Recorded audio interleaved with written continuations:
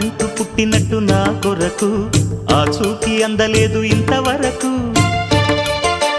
వచ్చింది గాని ఈడు ఒంటి వరకు వేధించలేదు నన్ను జంట కొరకు చూశాక ఒక్కసారి ఇంత వెలుగు నా వంక రాను అంది కంటి కునుకు ఈ అల్లరి గారడి నీలీల అనుకోనా నీ పేరు ప్రేమ అవునా ఇవాళే నిన్ను పోల్చుకుందా